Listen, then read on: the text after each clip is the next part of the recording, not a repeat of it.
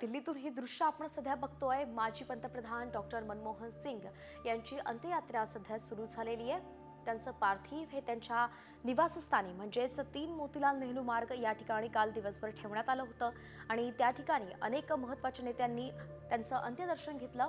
त्यानंतर आता हे पार्थिव अंत्यसंस्कारासाठी निघाला आहे। अंत्ययात्रा त्यांची निघाली आहे। शासकीय इतमामात त्यांच्यावरती अंत्यसंस्कार होणार आहेत। अर्थभास्कराला अखेरचा निरोप देतानाची ही संपूर्ण दृश्य सध्या आपण पाहतोय। माजी पंतप्रधान डॉक्टर मनमोहन सिंग यांचं भारताच्या विकासामध्ये एक अत्यंत महत्त्वाचं असं स्थान आहे। मोलाचा वाटा त्यांनी उचललाय। ते जागतिकीकरण असो, भारताची अर्थव्यवस्था खुली करणं असो, असे अनेक महत्त्वाचे निर्णय तर त्यांनी घेतलेच। शिवाय 2004 ते 2014 दरम्यान जेव्हा ते पंतप्रधान होते तेव्हा त्यांच्या धोरणांमुळे सुद्धा भारताचा विकास झाला। शिक्षणाबद्दल असो, आरोग्याबद्दल असो, अर्थशास्त्राबद्दल असो, अनेक महत्त्वाचे निर्णय त्यांनी घेतले। शिवाय नोकरीची हमी सुद्धा त्यांनी त्या दरम्यान दिली होती आणि अनेक महत्त्वाच्या अशाच निर्णयांमुळे त्यावेळी अर्थव्यवस्थेचा स्तर जो आहे तो जवळपास 7.5% वाढलेला दिसला होता। शिक्षणाबद्दल त्यांचं योगदान सांगायचं तर 2004 साली जेव्हा ते पंतप्रधान झाले होते त्यावेळी जवळपास 8वी मध्ये 11 मिलियन विद्यार्थी शिकत होते, परंतु 2014 मध्ये त्यांचं सरकार जाईपर्यंत हा आकडा अगदी दुपटीने वाढला होता। 8वी मध्ये शिकणाऱ्या विद्यार्थ्यांची संख्या 22 मिलियन झाली होती, असं एका अहवालातून समोर आलंय। असर ही एक संस्था आहे जी शिक्षणासंबंधित अहवाल करत असते। याच संस्थेनं हा अहवाल सादर केला होता। एकंदरीतच आपण पाहतोय की हा अर्थशास्त्रज्ञ म्हणून ज्यांना ओळखलं जायचं डॉक्टर मनमोहन सिंग यांनी शिक्षणासाठी सुद्धा ते धडपडत राहिले।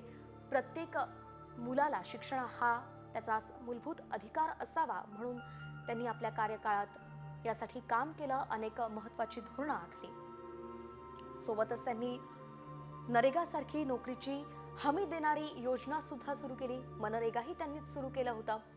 माहितीचा अधिकार हा महत्त्वाचा अधिकार त्यांनी भारताच्या नागरिकांना दिला होता। शिवाय शिक्षणाच्या अधिकाराबद्दल तर आताच आपण बोललो आहे। एक उत्तम अर्थशास्त्रज्ञ तर ते होतेच, उत्तम पंतप्रधान सुद्धा ते राहिलेत। सोबतच प्राध्यापक ही त्यांची एक आवड होती, त्यात त्यांना रुची होती आणि आयुष्यभर ते प्राध्यापक म्हणून सुद्धा जगले। अगदी संयुक्त राष्ट्रासोबत काम करताना सुद्धा त्यांनी तिकडे अर्थशास्त्रज्ञ म्हणून काम केलं आणि त्यानंतर त्यांनी पंजाब विद्यापीठात सुद्धा प्राध्यापक म्हणून काम केलं। त्यांचा एक किस्साच याबद्दल सांगितला जातो की नेहरूंनी सुद्धा त्यांना आपल्या मंत्रिमंडळात येण्याची जेव्हा ऑफर दिली होती त्यावेळी केवळ प्राध्यापक म्हणून काम करण्यासाठी आणि आपली आवड जोपासण्यासाठी, नवीन पिढीला घडवण्यासाठी त्यांनी ती ऑफर नाकारली होती। असं त्यांचं प्राध्यापक म्हणून काम होतं। विद्यार्थ्यांना शिक्षण देण्यामध्ये त्यांना रुची होती। त्यांचं म्हणणं होतं की एकदा पोटाची समस्या भागली आणि हातात पैसा आला की माणूस शिक्षण घेतो आणि शिक्षणच प्रत्येक गोष्टीतून प्रत्येकाची प्रगती करू शकतो आणि म्हणूनच त्यांनी या प्रत्येक गोष्टी भरभरून भारताच्या नागरिकांना देण्याचा प्रयत्न केला। त्यांनी शिक्षण दिलं, नोकरी सुद्धा सगळ्यांना दिली। शासकीय इतमामात अशा या एका मोठ्या विचारवंताचा आज अंत्यसंस्कार केला जाणार आहे। ही दिल्लीतली दृश्य सध्या आपण पाहतोय। त्यांची अंत्ययात्रा सुरू झाली आहे आणि निगमबोध घाटावरील दिल्लीतील निगमबोध घाटावरती आज त्यांना अखेरचा निरोप भारत देणार आहे। भारताचं एक मोठं नुकसान आज झाल्याचं आपण म्हणू शकतो।